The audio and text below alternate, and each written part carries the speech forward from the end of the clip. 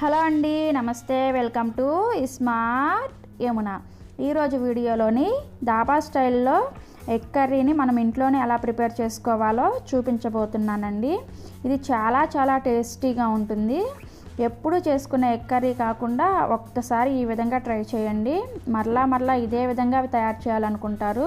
అంత టేస్టీగా ఉంటుంది. ఇది చిక్కటి గ్రేవీతో చాలా బాగుంటుంది.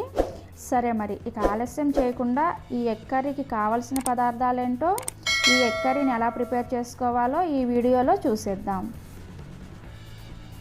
ముందుగా 3 మీడియం సైజ్ ఉల్లిపాయలను తీసుకొని తొక్క తీసేసి వీటిని వీలైనంత సన్నగా కట్ చేసి పక్కన పెట్టుకోవాలి. ఈ విధంగా సన్నగా తరిగితే మనకి గ్రేవీ అనేది బాగా వస్తుంది.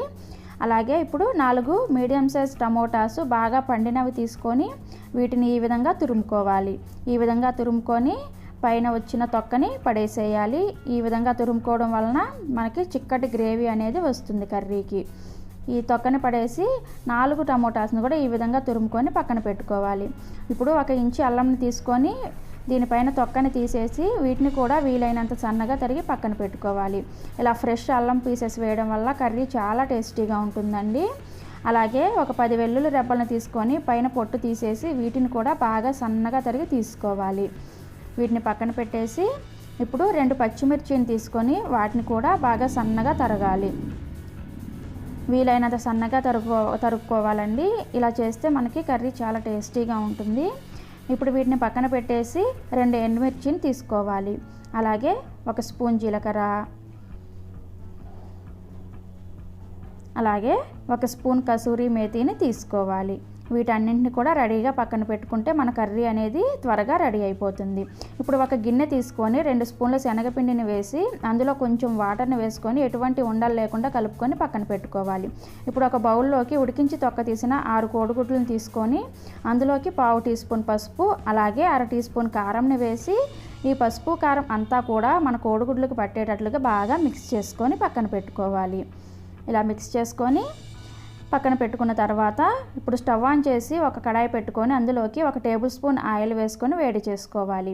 ఆయిల్ వేడైన తర్వాత మనం ముందుగా కలిపి పెట్టుకున్న ఎగ్స్ని వేసుకొని మీడియం ఫ్లేమ్ మీద లైట్గా గోల్డెన్ కలర్ వచ్చే వరకు ఫ్రై చేసుకోవాలి.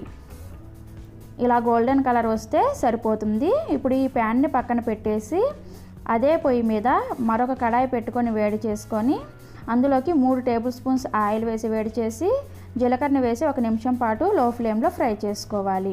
జీలకర్ర కొంచెం ఫ్రై అయిన తర్వాత ఇందులోకి ఎండుమిర్చిని యాడ్ చేసుకోండి. ఎండుమిర్చిని కూడా యాడ్ చేసి 1 నిమిషం పాటు ఫ్రై చేసుకోండి. ఇవి కూడా ఫ్రై అయిన తర్వాత మనం ముందుగా కట్ చేసి పెట్టుకున్న ఉల్లిపాయలని కూడా వేసుకొని వీటిని 8 నుంచి 10 నిమిషాల పాటు మీడియం ఫ్లేమ్ మీద బాగా ఫ్రై చేసుకోవాలి. ఇవి కొంచెం లైట్గా ఇలా కలర్ చేంజ్ అయిన తర్వాత 10 నిమిషాల తర్వాత ఇందులోకి కట్ చేసుకున్న అల్లం ముక్కలు, అలాగే కట్ చేసుకున్న వెల్లుల్లి ముక్కలు, అలాగే కట్ చేసుకున్న పచ్చిమిర్చి ముక్కలను కూడా వేసుకొని వీటిని కూడా 2 నిమిషాల పాటు మీడియం ఫ్లేమ్లో ఫ్రై చేసుకోవాలి. 2 నిమిషాల తర్వాత మనం ముందుగా తురుముకున్న టమోటా పేస్ట్ని కూడా వేసుకొని దీన్ని కూడా బాగా మిక్స్ చేసుకొని ఇందులోకి రుచికి సరిపడా ఉప్పు లేదంటే 1 టీ స్పూన్ వరకు వేసుకొని 10 నిమిషాల వరకు దీన్ని మీడియం ఫ్లేమ్లో ఫ్రై చేసుకోవాలి. 10 నిమిషాల తర్వాత 1 టీ స్పూన్ ధనియాల పొడి, 1/2 టీ స్పూన్ జీలకర్ర పొడి, అలాగే 1 టీ స్పూన్ కారం ఇవన్నీ వేసుకొని మరలా మిక్స్ చేసుకొని 2 నిమిషాల పాటు ఫ్రై చేసుకోండి. ఫ్రై చేసుకుంటే మనకి అడుగు అంటుతున్నట్లు అనిపిస్తే కొంచెం వాటర్ని ఈ విధంగా చల్లుకోండి. ఈ విధంగా చల్లుకున్న తర్వాత 2 నుంచి 3 నిమిషాల పాటు ఈ మసాలా అంతా కూడా ఉల్లిపాయకి పట్టేటట్లుగా బాగా మిక్స్ చేసుకోవాలి. ఇలా మిక్స్ చేసుకున్న తర్వాత మనం ముందుగా కలుపుకున్న శనగపిండి మిశ్రమాన్ని ఒకసారి కలుపుకొని ఈ కర్రీలోకి యాడ్ చేసుకోవాలి. యాడ్ చేసుకొని 5 నిమిషాల పాటు దీన్ని కుక్ చేసుకోవాలి. శనగపిండి అంతా కూడా ఉడికే వరకు కుక్ చేసుకొని ఇందులోకి 1/2 గ్లాస్ వరకు వాటర్ని వేసుకొని 5 నిమిషాల పాటు మీడియం ఫ్లేమ్లో ఉడికించుకోవాలి.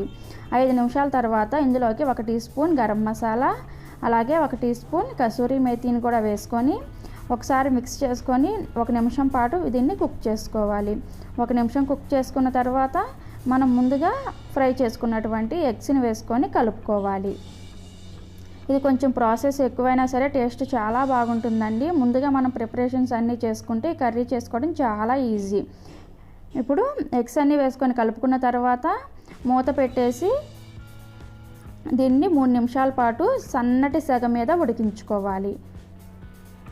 3 నిమిషాల తర్వాత మూత తీసి చూస్తే చూడండి, మనకి ఆల్మోస్ట్ ఆయిల్ అనేది బయటికి వచ్చేసి కర్రీ అనేది కుక్ అయింది. ఒక నిమిషం ఒకసారి ఈ విధంగా కలుపుకొని ఇప్పుడు ఇందులోకి సన్నగా తరిగిన కొత్తిమీరని యాడ్ చేసుకోవాలి.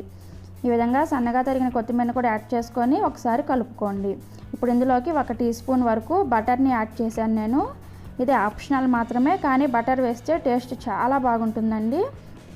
బటర్ వేసుకొని ఒకసారి కలుపుకొని స్టవ్ ఆఫ్ చేసి సర్వింగ్ బౌల్లోకి తీసుకుంటే సరే, tasty dhaba style egg curry ready అయిపోయింది. మీరు కూడా ట్రై చేసి మీకు ఎలా కుదిరిందో మీ ఫీడ్బ్యాక్ని మాకు కామెంట్స్ రూపంలో చెప్పండి. అలాగే ఈ వీడియోని లైక్ చేసి మీ ఫ్రెండ్స్ అండ్ ఫ్యామిలీ మెంబర్స్కి షేర్ చేయండి. మా ఛానల్ని సబ్స్క్రైబ్ చేయడం కోసం కింద కనిపిస్తున్న ఎరుపు రంగు సబ్స్క్రైబ్ బటన్ మీద క్లిక్ చేసి పక్కనే వచ్చిన